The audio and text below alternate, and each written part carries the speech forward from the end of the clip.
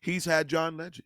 He's had Common. He's had all of these artists on his project. So I'm not too far away. I just did all the stuff myself. I Right, didn't have right, features. I was my right. feature, except for David Banner, which my guy, Yeah, and the Berkeley Summer Gospel Choir. But that's what I would say to that. I do believe they can all exist in this space.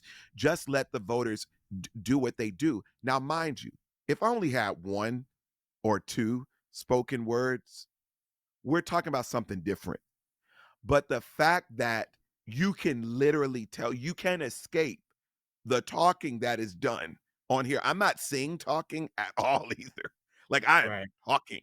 I am Yeah. talking. And some of them don't even have music on them. Music. That's right. Yeah. Yeah. So it's very clear that I am intentional about meeting the requisites of spoken word for what spoken word is and how it's embraced. My thing is, I also have this issue. If you decided that it didn't belong, give me some time to appeal and pull that mess out of there so that I do not have to defend it being put in R&B. Cuz now people are wondering, Major think this R&B? Cuz the screening committee isn't making an announcement to the public to say that they've moved you. They all people are seeing is it's been submitted here.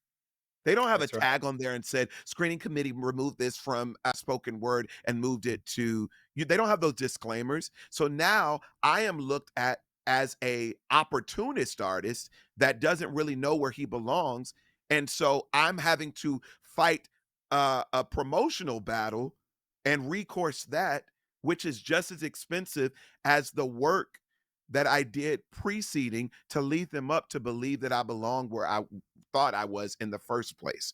So So that's yeah. Yeah. that's a great segue into what I think is another part of the conversation that needs to be had. But before we go there, I got one more example, one more Okay. question. Yes, sir. So I went back and looked, and last year's winner, everybody know who won spoken word last year? Was spoken word won by it It wasn't was JIVs again. It was Tanking the Bangers. Was it Tanking them? the Bang, Tanking the Bangers. Okay, Anything so else, sir? Tanking the Ty? Bangers, I will tell you sonically, you guys share a lot of similarities. Stop playing with me, Ty. Imma give you both But sides of the coin one okay. more time, though. Okay. Go, go, go. The Tanking the Bangers project, I mean, you could play your guys' music side by side. And It's I a love great them, time, by the way. right? It's a great time. What do you say to the person who says there's 12 songs on the Tank and the Bangers project? Every single song has a spoken word section, all 12 tracks. I Your say reply is I say that it belongs in spoken word, and I think it's a beautiful thing. You're literally speaking to the heart of my inspiration. Jay Mhm, Ivy, Tank and the Bangers, yeah. um, I think Jay Ivy's even on most of Omari. the track. Yeah, I know. Omari Hardwick, my brother. Like I'm very Yes, clear what I've seen, and that's why I felt safe. Mm. That's why I felt safe because I'm like, well, I'm gonna do mine a little different. Now, mind you, I did some talking on some of mine. I need you to do something for me. I that's need you right. to breathe. That's on Say La Be Still. Mhm. Inhale, exhale. I did that on Say La Be Still. I even did on record back. I can, I will, I can, I will, I can't. Like we can if we're going in the weeds of it, it can be said that I spoke on number of a number of things because that's literally what my artistry does. But my artistry is not limited to R&B just because Why I Love You had success in Mhm. R&B. Just Yeah, because Honest won my first ever Grammy nomination. I am not a solely R&B artist by default. I literally, and we can talk about it. I would like to hear whatever you say next, and I'll go into saying who Major is. Of course. Now, I think you said a couple things in there. Really about the dichotomy between how albums sound sonically different, but how they're still placed in the same category, right? I mean, even though from a production perspective, a genre perspective, they sound like R&B, but Tiana Taylor's and Coco Joe, they may be completely different.